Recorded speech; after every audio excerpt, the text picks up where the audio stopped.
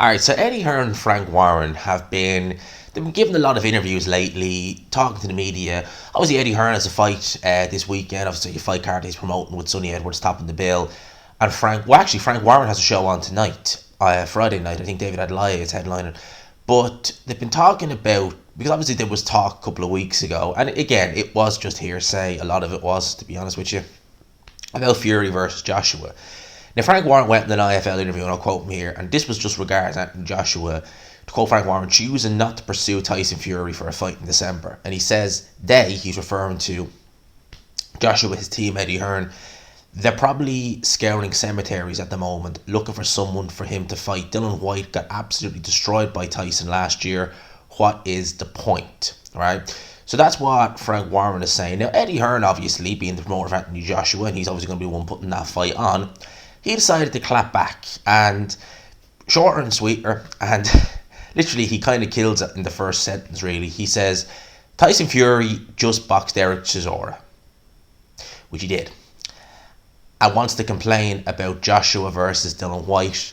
He says Joshua versus Whyte is, and I quote here from Eddie Hearn, a great fight. Well, great's a word that gets thrown around an awful lot. I wouldn't be going around saying Joshua versus Whyte 2 was a great fight necessarily, but it's a more acceptable fight, certainly more acceptable than Tyson Fury versus Derek Chisora 3. I mean, let's put it in context, right? We haven't had an official announcement on this Dylan Whyte fight yet. Joshua's last fight was not on pay-per-view, on his own pay-per-view anyway, Jermaine Franklin versus Joshua. That was for subscription base, and I think the Zone having that station on Sky now makes it more accessible, means that hopefully it does mean that in future fights like AJ versus Dylan Whyte won't be pay-per-view, because I think that was the whole concept of the Zone.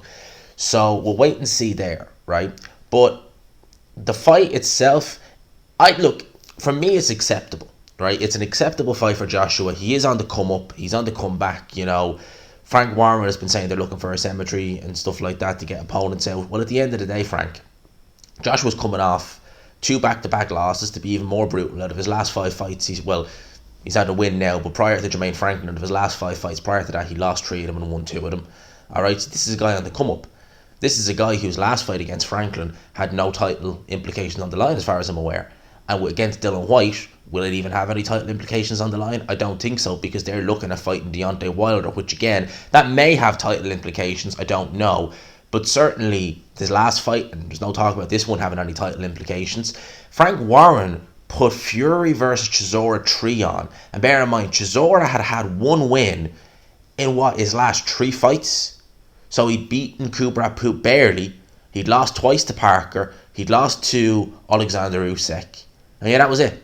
His last win prior to that was 2019 against David Price. And he put that on pay-per-view just to rub salt in the wounds. He put it on pay-per-view at a record UK price. To put it in context, right? Chisora versus Fury. Yes, Derek Chisora, Tyson Fury, the trilogy fight, cost more than the rematch between Joshua and Ruiz. It cost more than the rematch between Joshua and Alexander Usyk. Much better fights. And that was for a world title.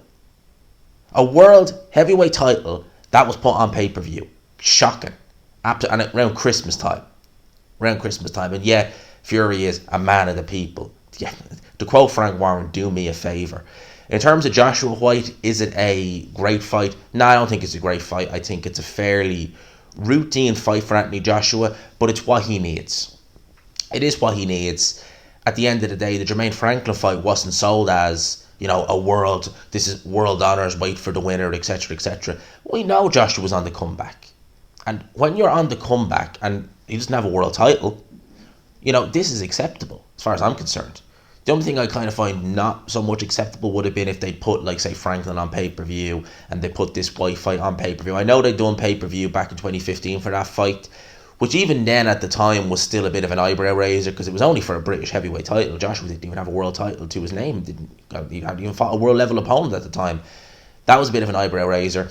If they do it again, I would still be raising a bit of an eyebrow, but I think that may come more down to Dylan Whyte and the purse maybe he's looking at, rather than just looking at sheer greed, if you know what I mean. I think it could be a case of they're looking at this show, and I'm not saying it's okay, don't get me wrong, I'm not saying that's okay.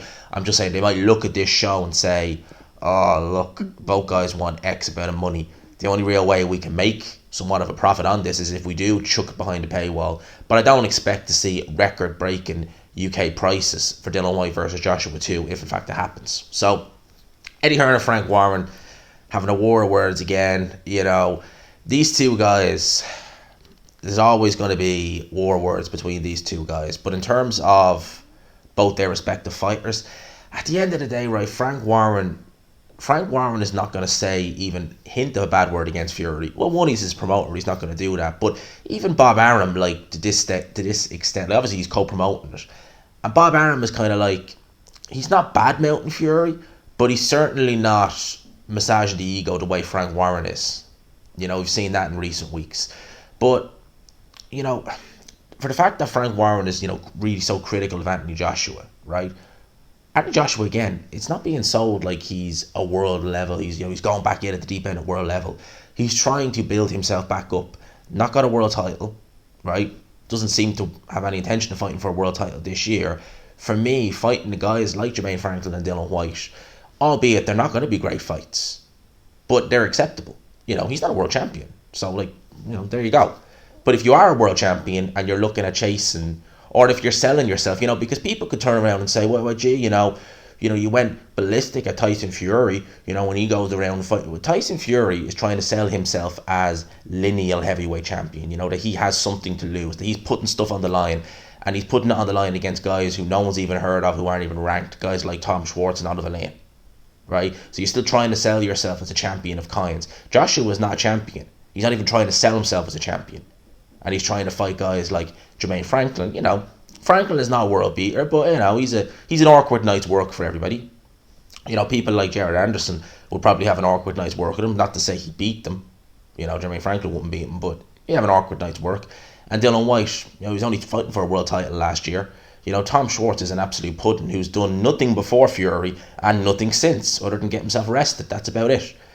So, and the thing about that is, as well, I remember at the time with Tom Schwartz, they were trying to make out as though he was like a top 5 heavyweight by saying like with box rec or something like that. Or so they were using loads of nonsense. I mean, you can't use box rec rankings because they're so abstract. They're done by, I think, computer generated and stuff like that.